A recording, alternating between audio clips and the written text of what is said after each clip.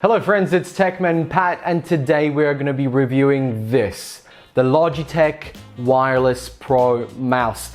This is something that I've obviously seen come out in the US quite a long time ago and finally got my hands on it. I was super excited when I saw it.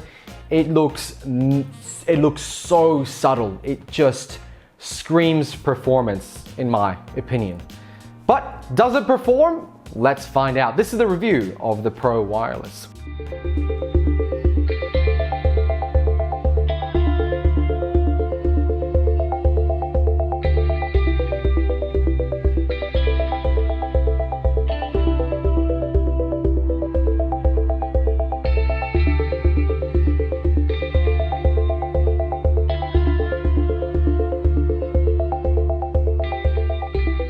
Friends, it is a very expensive mouse. It's nearly $250. Comparably to this, that was $250, but was also the first mouse to come out with the Lightspeed Wireless. And it looks just Star Trek-y, Star Wars-y, just spacey. It looks like a spaceship. I could just throw it and let it fly. This looked absolutely amazing, and it was the first wireless mouse that I could say I could play any game on it with no problems at all.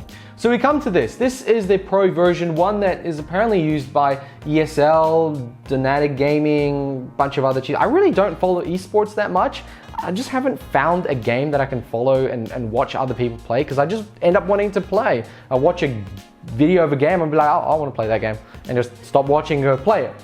So the mouse itself has no meaning to me in regards to what people use it.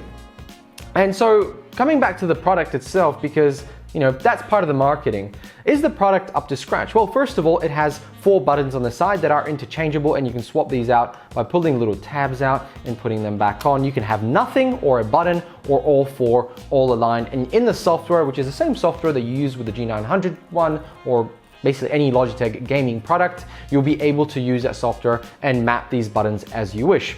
This scroll here, over here, the scroller wheel is set. There's no little clickiness that you can change to be either smooth rolling. It's always got a little click wheel, so it just clicks, click, click, click, click, click.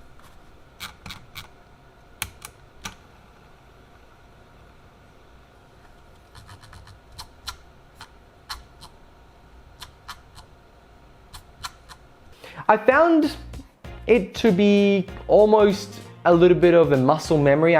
When I had long pages of text, I used to try and click in the middle, and then I'd click the button and I wouldn't scroll it. But you know what, I got used to it, but it almost became a little bit annoying, I suppose. I really enjoyed that feature, and you don't get it with this. Now, battery wise, it has around 60 hours of battery life. You plug in the cable and you can continue playing with it. The cable itself is actually nice. It's not braided, so it doesn't run smooth on everything, but you really don't use it that much. As long as you remember to plug it in every couple of days, you'll be all right. And if you've got the PowerPlay mat, this obviously can also use that disc, and you can charge it on the mat itself, which is what I'm doing.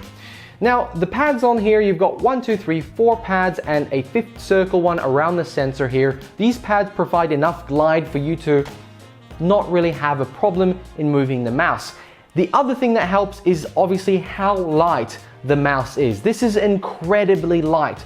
Compared to this is heavy. This is incredibly heavy for this. Even in my unboxing, when I first picked it up, I was like, what is this? It's so light. I am so impressed with Logitech making this mouse so light. It's absolutely impressive. The buttons are very nice. Let's have a little listen to the click of this one and this one.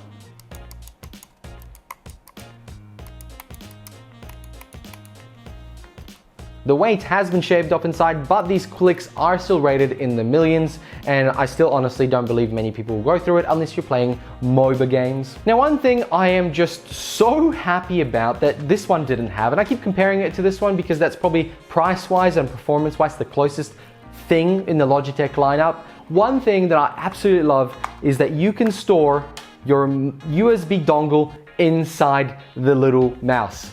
I love that. I love it. I can just, oh yep, going to a LAN, just pop it in there so I don't lose it, put the cover back on and off you go. There it is. I can forget about it.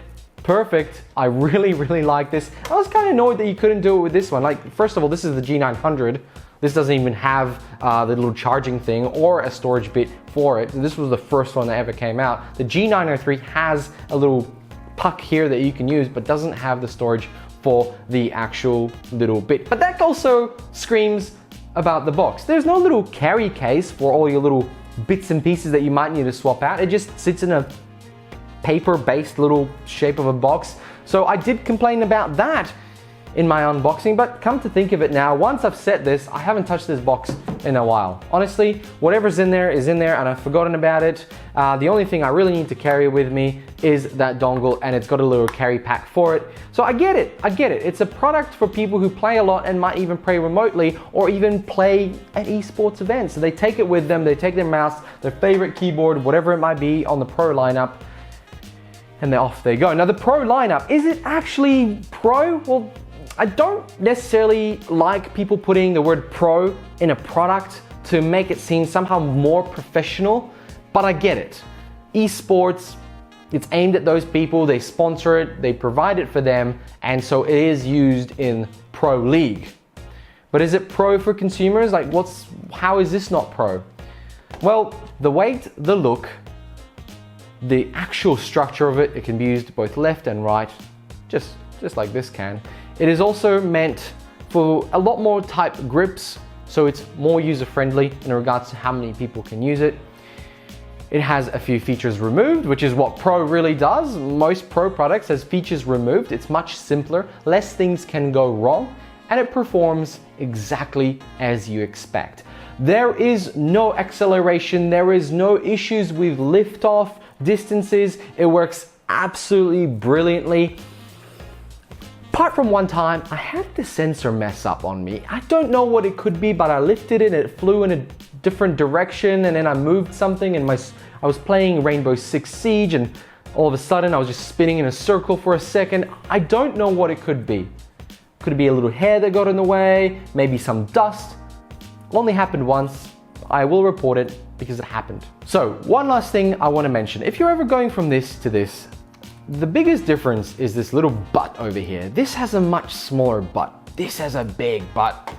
It is so big that when I put my hand back on this, I can move the mouse with just my palm. That's how big this section over here is. And it now feels uncomfortable to use this after using this. This is absolutely comfortable for my hand. I don't think I can go back to this. I just can't. Not because it's better in any way. The sensor and the performance is actually pretty much the same. I just cannot go back because of the weight and shape. I love the way this looks. I like the way this looks. But this feels better, performs the same, and is sleek and just clean to use. Friends, this is the best mouse I've ever used. This is the second best mouse I've ever used. If you don't like the way it looks, doesn't matter. This will perform so well, even though this looks so much more sexier than this. Finally, the price. It is expensive. If you already have one of these, I don't recommend buying it. The difference is very minimal. It is a lot more, but if it's your first mouse into the wireless ecosystem of Logitech, if you're choosing between this and this, I highly recommend this one. Unless you really love the look of this one. Friends, thank you very much for watching. I hope this has been a little bit informative. A great mouse at a very high price, but you get also a very good product with stellar performance. Thank you very much for watching. Like, subscribe, and I'll catch you guys in another video. Thanks. Bye.